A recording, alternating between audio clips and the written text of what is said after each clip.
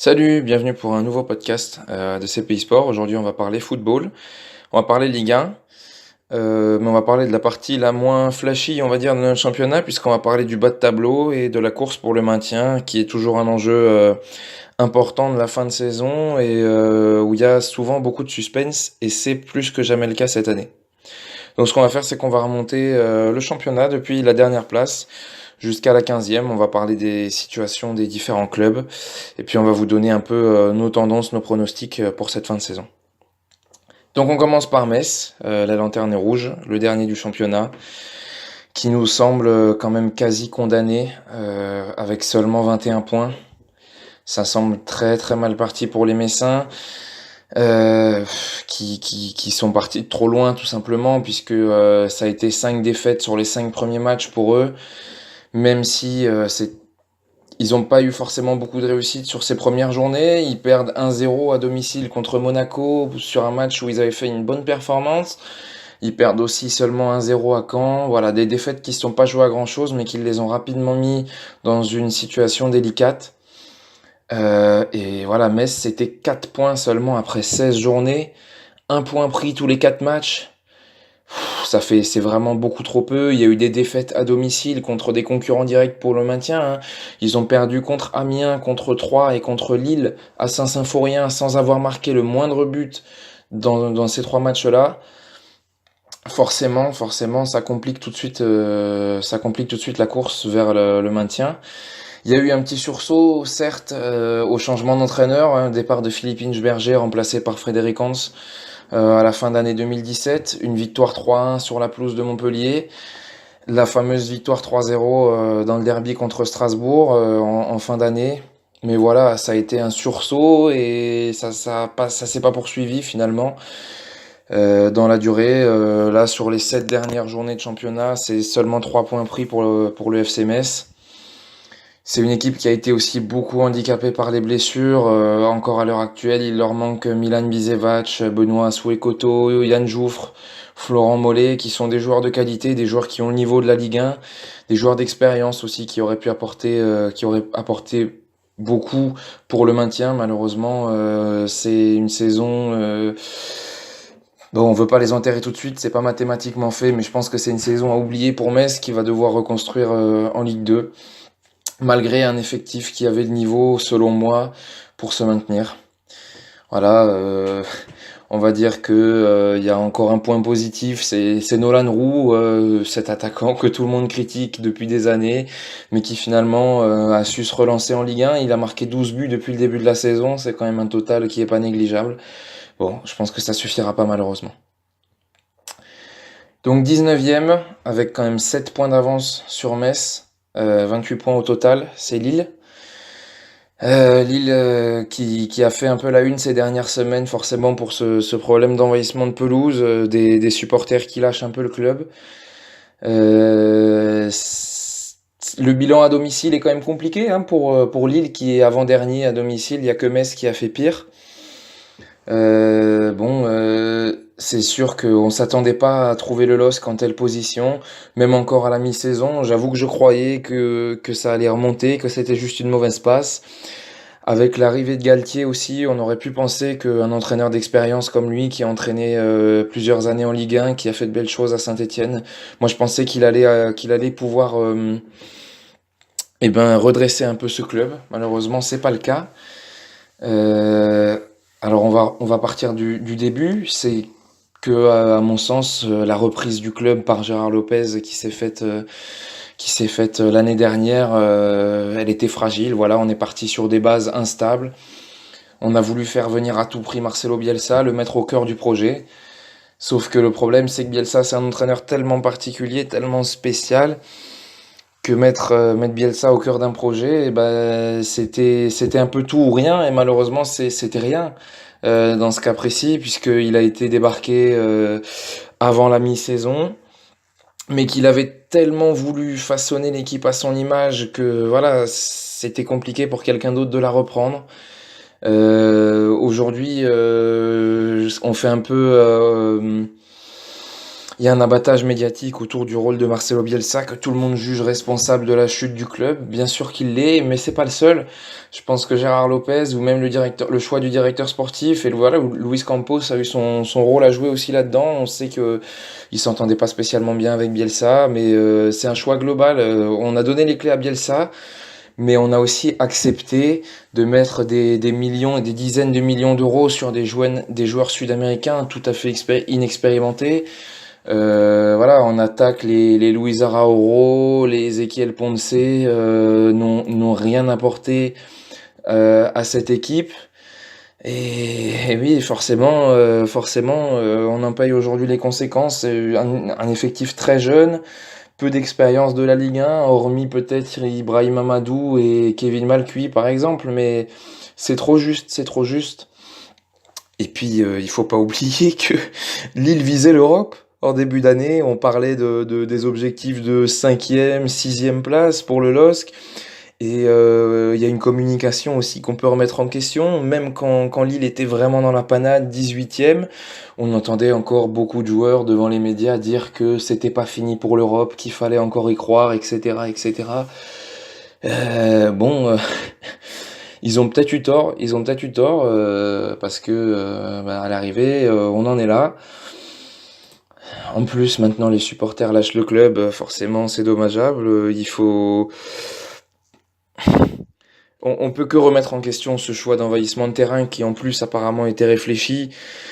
C'était un geste qui était en plus dangereux. C'est un acte inexcusable, j'ai envie de dire, d'aller taper sur ces joueurs comme ça à quelques journées de la fin.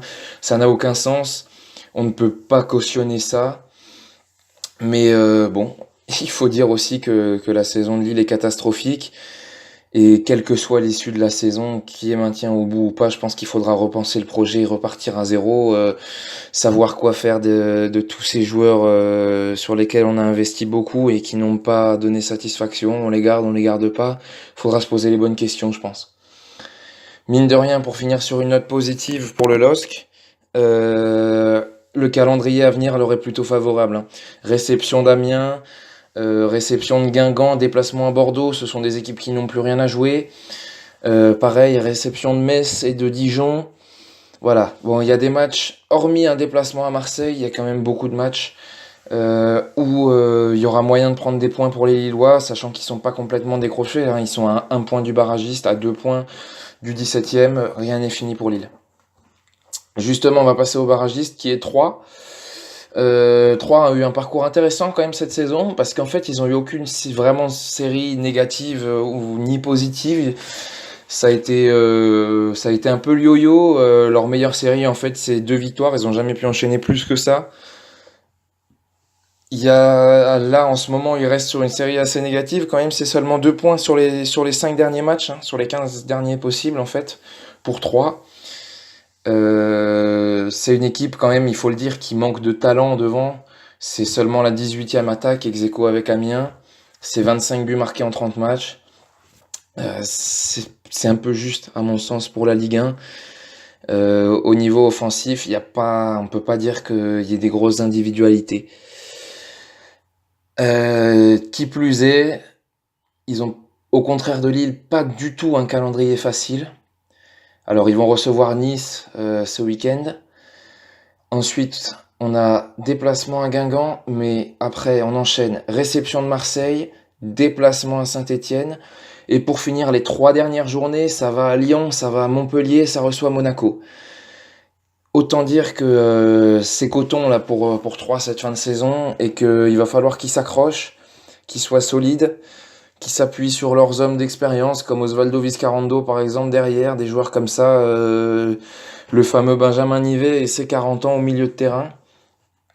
Eh ben, c'est peut-être finalement ceux qui pourraient permettre à 3 de se maintenir, mais ça va être délicat, hein. 3 qui compte donc 1 point de retard sur le 17e, qui est Toulouse. Toulouse aussi, comme Lille, on est assez surpris de les retrouver là quand même. Parce que c'est une équipe qui, sur le papier, a de bonnes individualités. C'est une équipe qui a du talent. Quand on voit les noms, Max Alain Gradel, Andy Delors, Gianelli Mboula, Issa Diop, même Alban Lafont dans les buts qu'on présentait comme un gardien prometteur qui peine à confirmer cette saison. Il y a aussi des joueurs qui sont pas à leur niveau. On pense à Ola Toivonen, qui est un attaquant qui est en Ligue 1 depuis plusieurs saisons, qui a l'habitude de marquer pas mal de buts. Mais là, il fait une saison catastrophique. Euh, Aucun but marqué. Et de manière générale, ça se ressent dans le bilan global du TFC, hein, 29 buts marqués seulement en 30 matchs. C'est pas assez au vu des noms qu'on vient de citer. C'est une équipe qui a connu une période très compliquée au mois de novembre en fait. Ils ont pris seulement 2 points en 6 matchs là, à cette période-là, contre qui plus est des équipes abordables, Dijon, Metz, etc. Dans cette série-là, il y avait pas les ténors du championnat et pourtant ils n'ont pas réussi à prendre 2 points. C'est ce qui a mené à l'éviction de Pascal Duprat, qui était l'entraîneur au début de saison, remplacé par Debev, qui a redressé légèrement la barre. Mais depuis le changement d'entraîneur, Toulouse n'a jamais été classé au-delà de la 15e place, hein. Ils n'ont pas pu remonter la pente. Ils n'ont pas pu rattraper le retard finalement qu'ils avaient pris en novembre. Et ils sont dans cette situation un peu compliquée, même si, à l'image de Lille, il leur reste des matchs abordables. Seulement un déplacement à Lyon là, ce week-end qui me semble délicat. Sinon, Dijon, Caen, Angers, Rennes, Lille, Bordeaux, Guingamp. Bon, un programme correct, on va dire. Je pense que Toulouse n'est pas trop en danger. Au-dessus de Toulouse, un point au-dessus, Amiens. Donc Amiens, la sensation de l'année dernière, on se souvient de cette montée acquise sur un but au bout du temps additionnel, 95e minute à Reims. La soirée de folie en Picardie. Et pour une première saison en Ligue 1, c'est finalement pas mal. Ils sont toujours en bonne position pour le maintien, malgré leur manque d'expérience du haut niveau. Ils ont fait une grosse, grosse série à cheval sur les mois d'octobre et novembre, avec 7 matchs sans défaite. Une série qui les a portés à la 9e place, quand même. On s'attendait pas à les retrouver si haut dans le classement. Malheureusement, après, il y a eu un peu le coup près qui est tombé et ils ont enchaîné 5 défaites d'affilée dans la foulée de cette bonne série, ce qui est vraiment dommage parce que parce qu'ils avaient fait une bonne partie du chemin, ils étaient bien partis pour se maintenir, mais 5 défaites d'affilée, c'est vrai que ça coûte très cher. Ils ont un point faible, à mon avis, cette équipe, c'est le milieu de terrain. Le transfert de Tanguy Ndombele à la fin du mercato, finalement, a eu beaucoup d'influence sur leur saison, je pense. Même si forcément ils ont récupéré un bon pactole dans la transaction, ce qui est forcément important pour un club comme Amiens. Mais voilà, ça fait que ça a fragilisé le milieu et que ça s'en ressent quand même. C'est sûrement pas leur défense, hein, le point faible, puisque c'est la 5e défense de Ligue 1 quand même. Amiens, ça il faut le noter, ils sont classés dans ce classement des meilleures défenses juste entre Monaco et Lyon. Seulement 34 buts encaissés en 30 matchs, pas mal. En revanche, c'est un peu moins bien au niveau de l'attaque, hein, on le disait, 18e égalité avec 3, malgré des individualités qui sont pour moi au niveau, comme Gaël Kakuta, voilà, dont on parlait en début de saison, revenu de Chine, etc. Mais qui fait, mine de rien, une saison acceptable, 5 buts et 4 passes décisives, c'est pas mal. Des joueurs comme Moussa Konaté, Serge Gakpé, qui ont de l'expérience, qui peuvent faire la différence aussi à des moments donnés. Mais bon, c'est encore un peu juste. Ça, c'est sûr. Et surtout, ce qui nous inquiète pour Amiens, c'est le calendrier qui est à venir. Ça va démarrer ce week-end avec un déplacement à Lille qui sera particulier parce que ça se jouera à huis clos à cause de la suspension infligée au LOSC. C'est un match qui va décider beaucoup de la fin de saison des deux équipes, en particulier celle d'Amiens, parce qu'ensuite, sur les 7 dernières journées, il y a tout simplement les 4 premiers du championnat à jouer. Déplacement à Lyon, déplacement à Monaco, réception de Paris, déplacement à Marseille. Ça fait que le calendrier des Amiénois est délicat et qu'il va falloir s'accrocher. Enfin, le 15e du classement, c'est Strasbourg, le RC Strasbourg qui remonte de Ligue 2 lui aussi. Première saison en Ligue 1 depuis un sacré bout de temps, hein. On se souvient de la rétrogradation administrative, les années de CFA, CFA2, National, voilà, on est remonté un peu petit à petit. Et ce club s'est reconstruit et ça fait forcément du bien de le revoir en Ligue 1. C'est sûr, je suis pas objectif, je suis un peu supporter, mais il y a un tel public, il y a un tel engouement autour de ce club, on peut que être ravi de le voir en bonne position pour le maintien, même si la marge est très très faible, seulement 3 points d'avance sur le barragiste, qui est 3. On se souvient que le début de saison avait été délicat, hein. Le Racing était 19e après les 7 premières journées. C'était des matchs sur lesquels il y avait eu un gros manque de réussite et de réalisme, je dirais les deux, un manque d'efficacité, dû sûrement au manque d'expérience de la Ligue 1. On se souvient du déplacement à Guingamp où on perd 2-0, la réception de Nantes où on perd 2-1, le match d'Angers qui se finit à 2 partout alors que Strasbourg l'avait archi dominé. Ce sont des points qu'on a perdus contre le cours du jeu, c'est-à-dire des matchs que le Racing aurait pu gagner.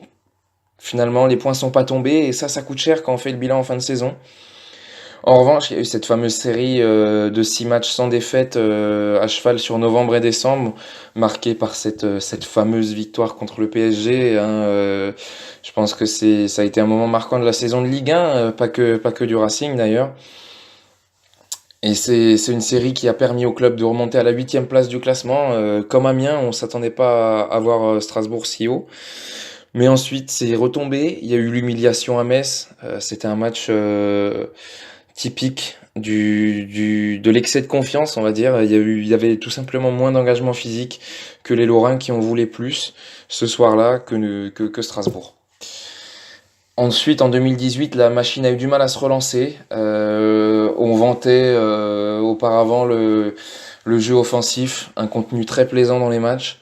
C'est quelque chose qu'on a un peu perdu aussi avec les blessures, il faut dire, hein. Il y a beaucoup de blessures qui ont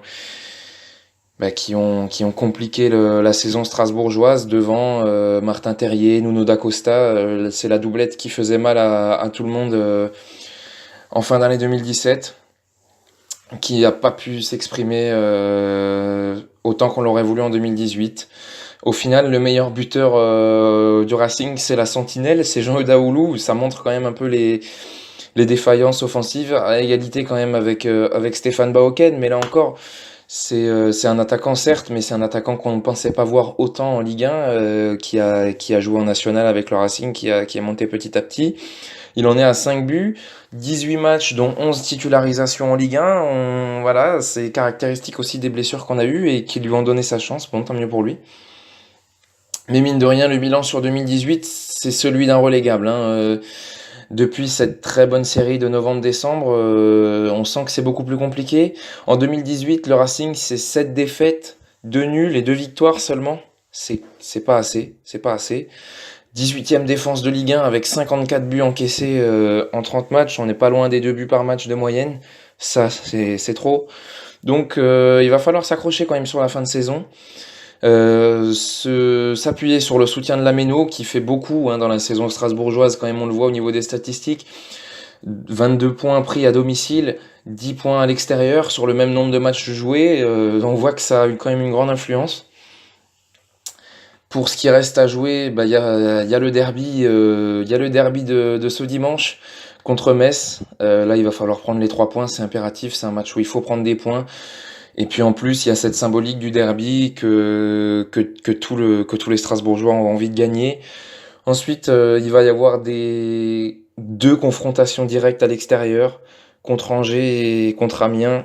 C'est pareil, c'est ces matchs-là où il va falloir prendre des points. Parce que sur les 4 derniers rendez-vous, ça va être compliqué. C'est que des équipes qui jouent l'Europe. Réception de Nice, déplacement à Rennes, réception de Lyon, déplacement à Nantes. Toutes ces équipes-là sont encore en course pour l'Europa League en ce moment. Est-ce qu'elles y seront encore en fin de saison? Je ne sais pas, mais en tout cas, ça sera des matchs compliqués à jouer. Donc même si on a un petit peu d'avance, là, rien n'est joué pour Strasbourg, hein. Enfin, juste au-dessus, on va terminer en parlant de Caen, Guingamp et Angers, qui sont ex-aequo avec 35 points, qui semblent bien partis. Eux, ils ont pas grand-chose à craindre. Un petit bémol peut-être sur Angers qui a 35 points mais avec un match en plus. Donc typiquement, si Strasbourg gagne ce week-end contre Metz, Strasbourg reviendra à hauteur d'Angers. Et bon voilà, rien n'est acquis pour Angers, mais ils ont une petite avance quand même. Justement pour parler des points, sur les 5 dernières saisons de Ligue 1, le 18e a terminé avec 38 points en moyenne. Le plus gros total d'un 18e sur les 5 dernières saisons, c'est 40 points. Donc on peut estimer qu'avec 40 points, un club sera au minimum barragiste, voire sauvé définitivement. Ça fait qu'il resterait allez, pour avoir les 40, il resterait 8 points à prendre pour Strasbourg sur les 8 derniers matchs. Et par contre, pour une équipe comme Troyes ou comme pour Lille, il en resterait 12. Pour Lille, il en resterait 12 à prendre sur les 8 dernières rencontres, voilà, pour vous donner un petit peu une idée. Mais c'est très serré, hein. Il n'y a que 4 points entre Lille et Strasbourg. Donc la course au maintien va être haletante jusqu'au bout. Je pense que ça va être très très serré. Ça va se jouer au point près jusqu'à la dernière journée, à mon avis. Allez, s'il fallait donner un pronostic, s'il fallait prendre un peu un risque, je dirais que bon, je prends pas trop de risques en disant que Metz finira dernier, hein. Je pense que là, avec le retard qu'ils ont accumulé, ça me semble compliqué pour eux. Ensuite, je dirais 3, 19e et Amiens 18e. Donc Amiens qui serait barragiste. Voilà, c'était le point de CPI Sport sur la course au maintien en Ligue 1. J'espère que ça vous a plu. Comme d'habitude, n'hésitez pas à liker, partager, commenter, etc., etc. On compte sur vous. Et à la prochaine.